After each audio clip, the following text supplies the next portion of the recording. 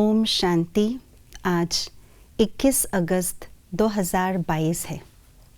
व्यर्थ और समर्थ दोनों में क्या संबंध है? व्यर्थ को हम कैसे समाप्त कर सकते हैं और कब समर्थ आत्मा कहलाने लायक हम बन सकते हैं, इस बात को आज के स्लोगन के ज़रिए हम जानेंगे।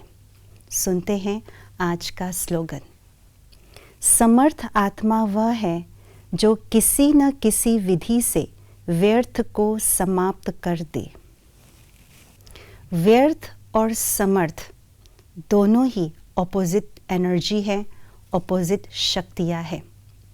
समर्थ व्यर्थ को समाप्त कर देती हैं और व्यर्थ आत्मा के अंदर की समर्थी को धीरे धीरे ख़त्म कर देते हैं। और समर्थ माना क्या? समर्थ माना एबिलिटी, कुछ करने की क्षमता। यदि हम साइंस की भाषा में बोले तो समर्थ माना पोटेंशियल एनर्जी को कहा जाता है। और समर्थ कहाँ पर होती है आत्मा के अंदर?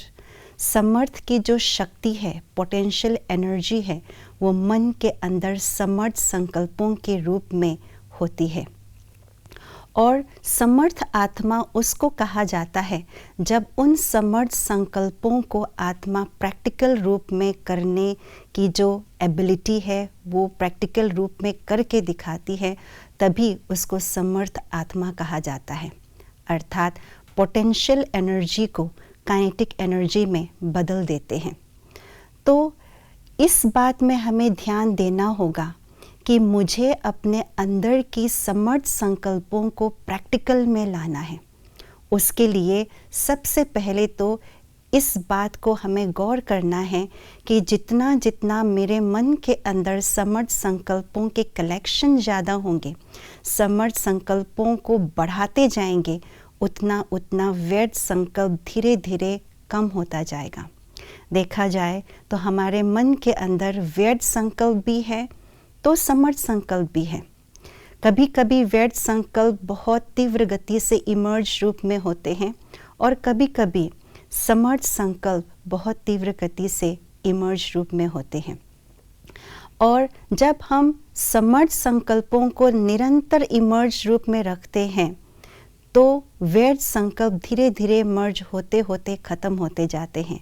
और एक पॉइंट ऐसा आता है जब समर्थ संकल्प मन के अंदर उस समर्थ संकल्पों की मात्रा ज़्यादा हो जाती है और एक पॉइंट ऐसा होता है, उस पॉइंट पर हम प्रैक्टिकल रूप में समर्थ संकल्पों को कर्म में ला पाते हैं, तभी उसको समर्थ आत्मा कहा जाता है।